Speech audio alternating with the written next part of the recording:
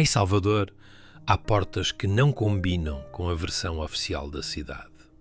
Não falo das entradas monumentais voltadas para procissões ou cerimónias públicas. Falo de vãos internos, acessos laterais, passagens de prédios antigos e igrejas do Pelourinho que chegam a 4, às vezes 5 metros de altura. Altura demais para ser detalhe, altura demais para ser capricho. E quando esse tipo de excesso aparece uma vez, a história chama de estilo.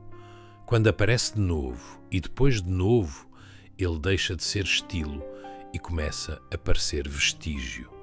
A explicação aceita é simples.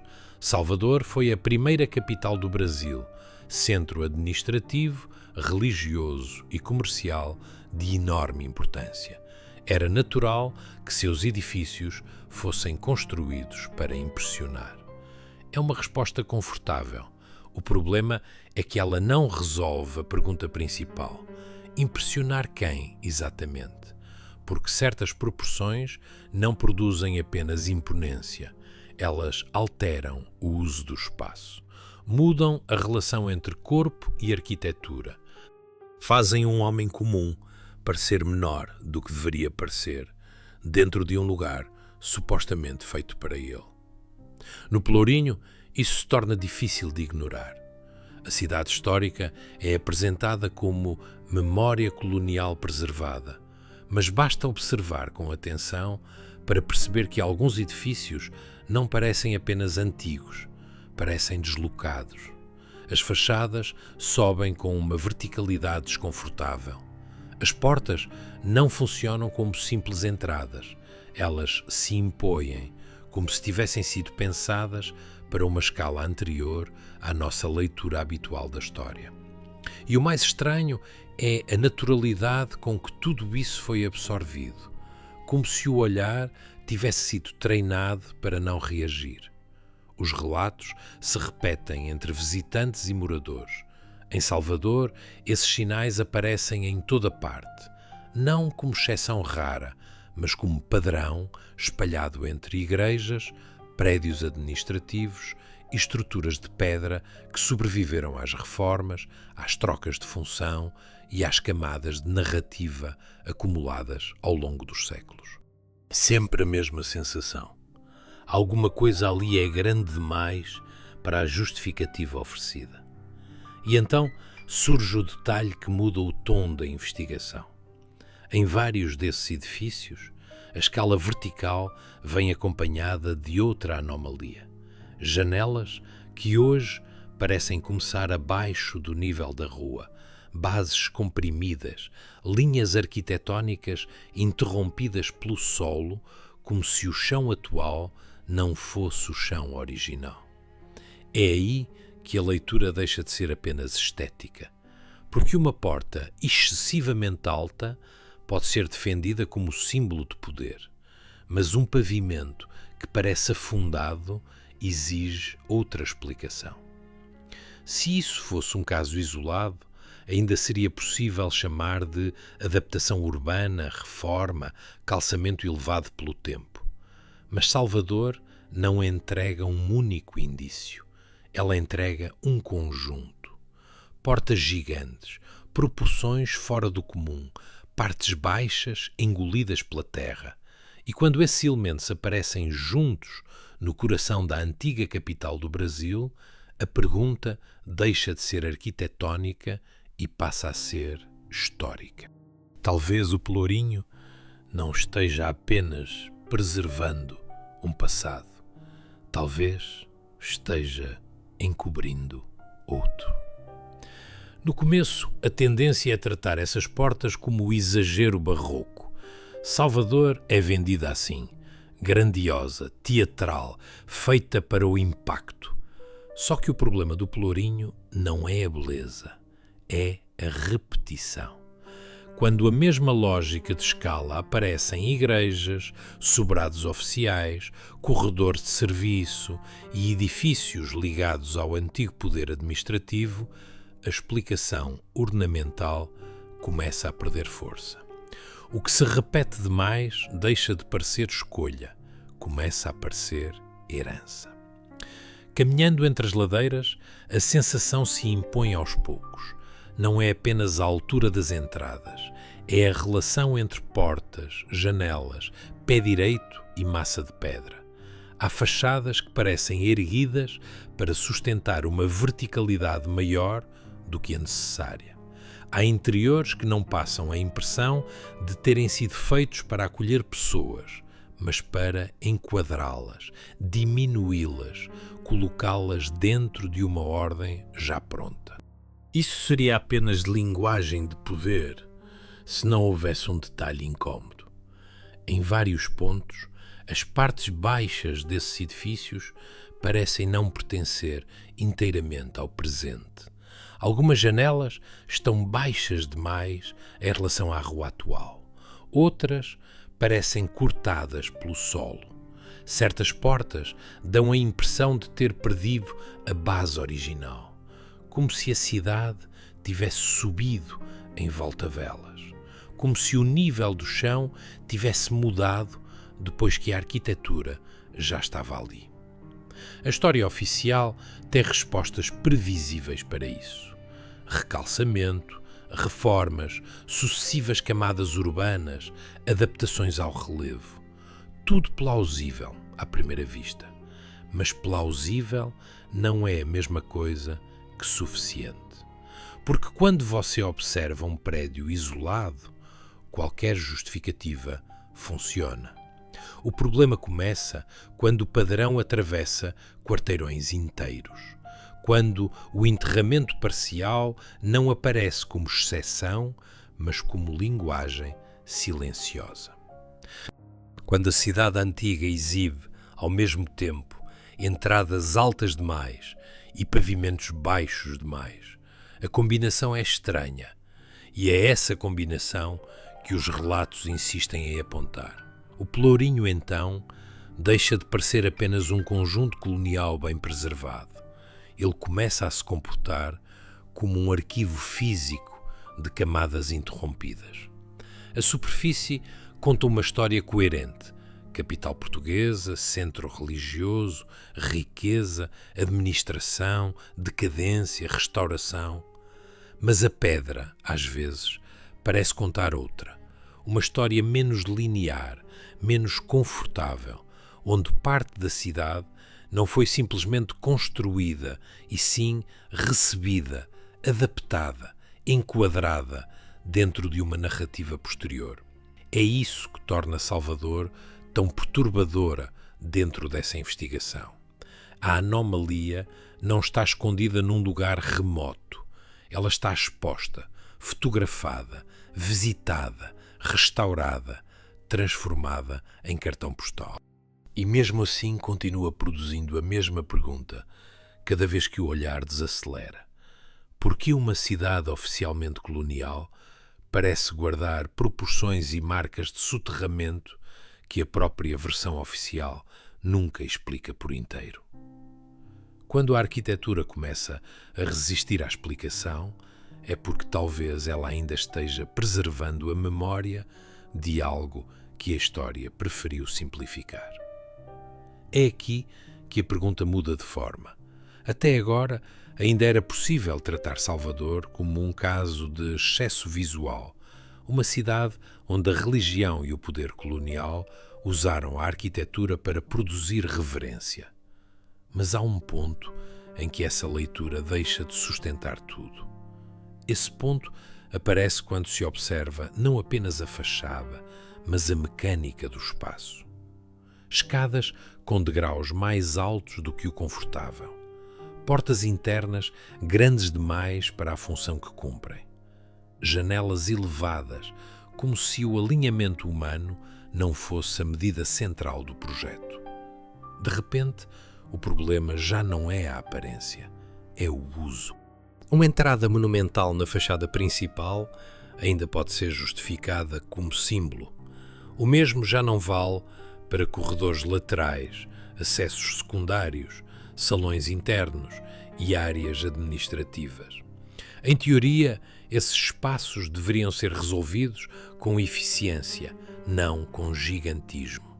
E mesmo assim, em muitos edifícios antigos do centro histórico, a escala parece escapar do necessário. O corpo sente isso antes de formular a dúvida.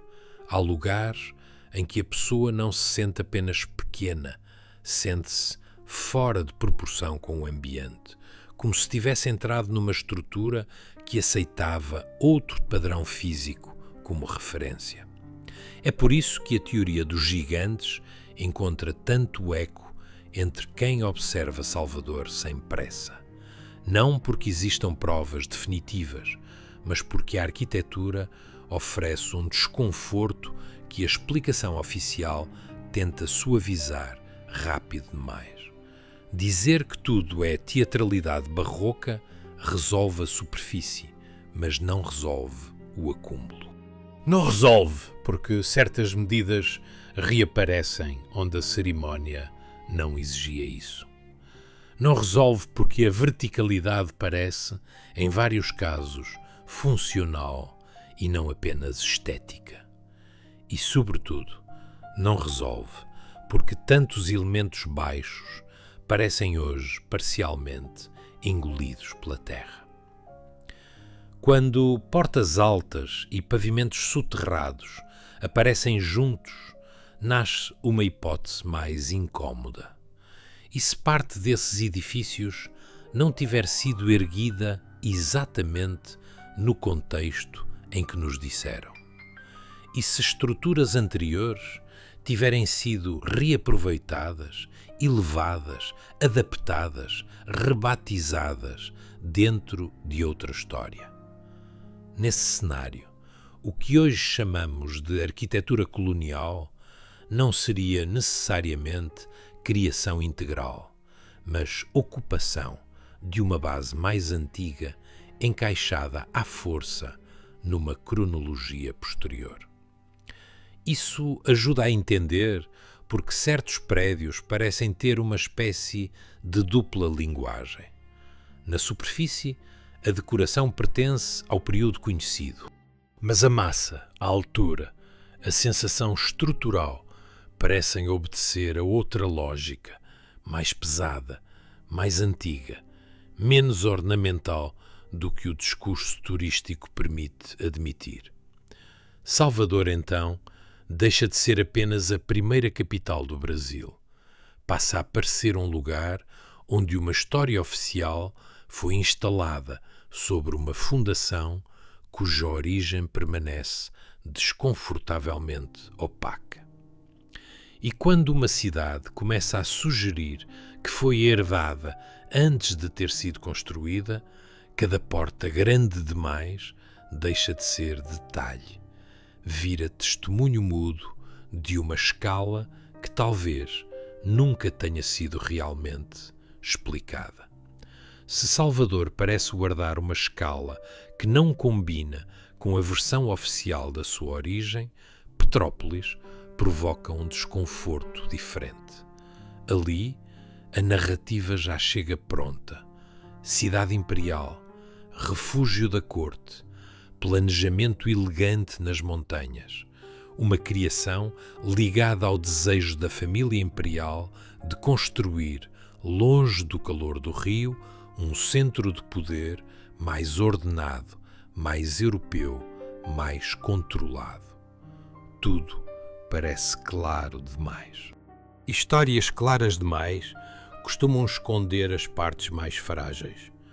Porque Petrópolis não impressiona apenas pela beleza, impressiona pela maturidade da sua arquitetura. Muitos edifícios antigos não passam a sensação de algo experimental, improvisado, recém-implantado numa serra ainda em consolidação.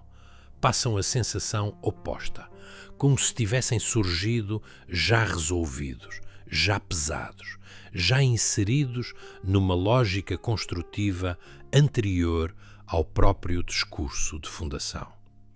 É esse detalhe que faz a teoria começar a se mover.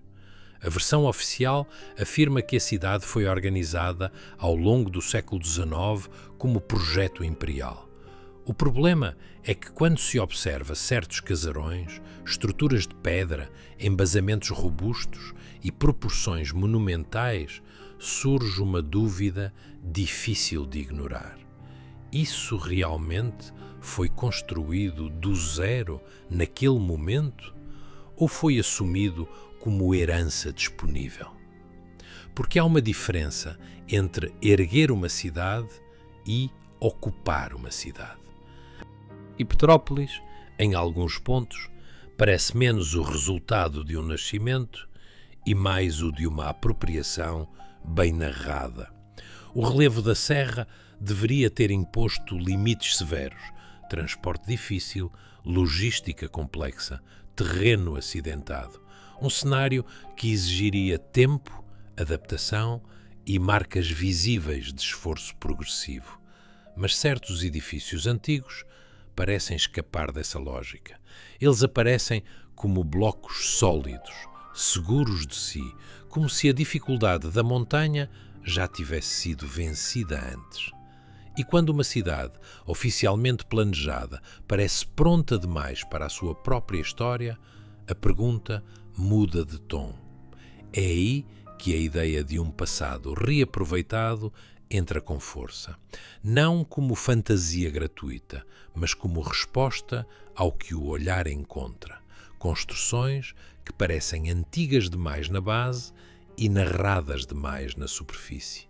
Fachadas adaptadas, usos redefinidos, funções imperiais sobre estruturas cuja origem talvez nunca tenha sido totalmente esclarecida. Nesse enquadramento, a família imperial não teria criado tudo, teria ervado, reorganizado e dado novo nome a algo que já estava ali.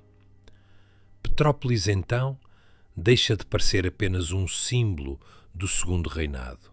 Ela começa a parecer uma cidade inserida numa operação maior, transformar herança física em autoria política. E isso muda tudo. Porque, se a cidade foi menos construída do que reocupada, o prestígio imperial passa a repousar sobre uma base muito mais antiga do que os livros admitem. E quando a origem de uma cidade montanhosa começa a parecer escavação disfarçada de fundação, o título de cidade imperial já não encerra a história, talvez apenas a cubra. É nesse ponto que a hipótese do Mud Flood deixa de soar como exagero de internet e passa a funcionar, pelo menos, como ferramenta de leitura. Porque o que incomoda em Salvador e Petrópolis não é apenas a altura das portas ou a imponência das fachadas, é o comportamento do solo em relação aos edifícios. Há janelas que hoje começam quase na linha da calçada. Há vãos claramente cortados pelo nível atual da rua. Há porões que parecem porões, só porque alguma coisa subiu do lado de fora. A explicação comum fala em aterros, reformas, nivelamento urbano, adaptação ao relevo. Tudo isso existe, claro. Cidades mudam, ruas sobem, terrenos são corrigidos. Mas a força da dúvida não nasce de um caso isolado. Nasce da repetição. Quando o mesmo tipo de enterramento parcial aparece em contextos diferentes, em cidades com histórias distintas, a justificativa técnica já não encerra a questão. Ela apenas a administra. Em Petrópolis, essa sensação ganha peso porque o relevo da serra deveria tornar qualquer fundação profundamente visível na história da cidade. Construir ali exigiria esforço documentado, cortes de terreno, contenções, etapas claras. Só que alguns edifícios antigos parecem não carregar a memória desse nascimento trabalhoso. Eles se apresentam como estruturas que já estavam resolvidas em baixo e apenas receberam acabamento, função e narrativa por cima. E quando a base parece mais antiga do que a história contada sobre ela, o chão passa a ser parte do enigma. Salvador oferece outro tipo de desconforto. Ali, o soterramento parece urbano, acumulado, quase absorvido pela rotina visual do centro histórico. Em Petrópolis, ele parece mais cirúrgico, como se partes inteiras tivessem sido reaproveitadas depois de um evento que alterou o nível de leitura da arquitetura. Em ambos os casos, o resultado é o mesmo: edifícios que dão a impressão de ter perdido um pedaço de si sem terem sido realmente mutilados, como se o mundo ao redor deles tivesse mudado mais do que eles próprios. É por isso que tanta gente olha para essas cidades e vê mais do que património, vê resíduo, vê uma camada antiga que não desapareceu, apenas ficou presa sob outra versão dos fatos. Se o Mud Flood foi real, não como mito literal, mas como grande episódio de soterramento, reaterro ou reinício urbano, então muita coisa passa a fazer sentido ao mesmo tempo. As janelas baixas, os térreos comprimidos, as proporções estranhas entre base e fachada, a sensação persistente de que certos prédios não começaram onde hoje pensamos que começam. E talvez seja isso que mais incomoda, não a ideia de catástrofe em si, mas a possibilidade de que cidades inteiras tenham sido reapresentadas ao mundo como se fossem novas, quando, na verdade, estavam sendo reabertas. Nesse caso, a história de construção mudaria de nome. Deixaria de ser origem, passaria a ser recuperação. O que torna essa investigação mais difícil de descartar não é Salvador isoladamente, nem Petrópolis sozinha. É o espelhamento entre as duas. Cidades com origens oficiais diferentes, em regiões diferentes, com funções históricas diferentes, mas atravessadas pelos mesmos sinais físicos. Portas altas demais, bases comprimidas, janelas que parecem começar tarde demais. A sensação de que o nível atual das ruas não conversa com o nível original dos edifícios. Quando o mesmo vocabulário aparece em lugares tão distintos, a coincidência começa a perder credibilidade. Salvador carrega o peso da primeira capital, do porto, da igreja, da administração colonial. Petrópolis carrega a imagem do refúgio imperial, do planejamento serrano, da elegância do século XIX. Em teoria, uma deveria contar uma história muito diferente da outra, mas a pedra não respeita essa separação com a mesma obediência que os livros. Em ambas, a arquitetura sugere duas camadas ao mesmo tempo, uma camada visível, oficial, restaurada, e outra mais antiga, mais silenciosa, percebida nas proporções, nas fundações, na relação estranha entre construção e terreno. Isso é o que começa a mudar a escala da pergunta. Já não se trata apenas de saber se um edifício específico foi soterrado, adaptado ou reaproveitado. Trata-se de perceber que cidades inteiras podem ter sido integradas a uma narrativa posterior sem que sua base material fosse totalmente apagada. E se isso aconteceu em dois lugares tão distintos, a hipótese deixa de ser local. Passa a sugerir um padrão maior, talvez continental, talvez ainda mais amplo. É aí que a leitura tartárica encontra terreno fértil. Não porque prova alguma coisa de forma definitiva, mas porque oferece uma moldura para o que a versão oficial evita conectar. Estruturas monumentais em escala desconfortável, pavimentos inferiores, parcial ou totalmente engolidos, sensação persistente de reocupação em vez de origem. A teoria diz: Essas cidades não foram exatamente construídas como nos contaram. Foram herdadas, adaptadas, renomeadas, incorporadas à história de quem veio depois. Talvez por isso os dois casos provoquem a mesma reação em quem observa sem pressa. Não é apenas curiosidade estética, é estranhamento estrutural. Salvador e Petrópolis parecem ter passado pelo mesmo tipo de operação. Uma nova narrativa aplicada sobre uma matéria antiga que nunca deixou de denunciar a própria idade. A superfície fala em fundação, a base sugere sobrevivência. E quando duas cidades tão distantes começam a repetir a mesma linguagem muda, o desconforto aumenta. Porque então a pergunta já não é o que aconteceu ali, a pergunta passa a ser quantas outras cidades brasileiras foram apresentadas como nascimento, quando, na verdade, talvez fossem continuação. Se esse padrão estiver sendo lido corretamente, então a questão central deixa de ser arquitetónica e se torna política, porque uma porta fora de escala pode ser tratada como curiosidade, um andar semi-enterrado pode ser tratado como efeito do tempo. Mas quando esses sinais aparecem em série, em cidades importantes, ligados a edifícios de poder, a hipótese mais perturbadora entra em cena. Talvez quem governou depois não tenha começado do zero. Talvez tenha apenas assumido posse. Em Petrópolis, essa possibilidade pesa mais do que em qualquer outro lugar.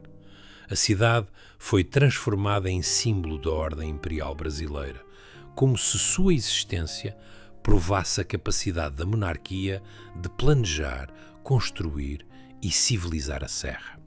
Só que, se parte daquilo já estava ali em forma estrutural, então o gesto imperial muda completamente de natureza.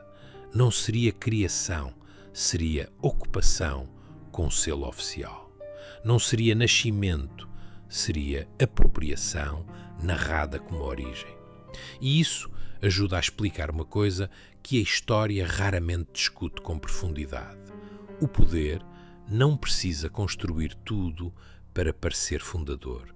Ele só precisa controlar o nome, o registro e a interpretação.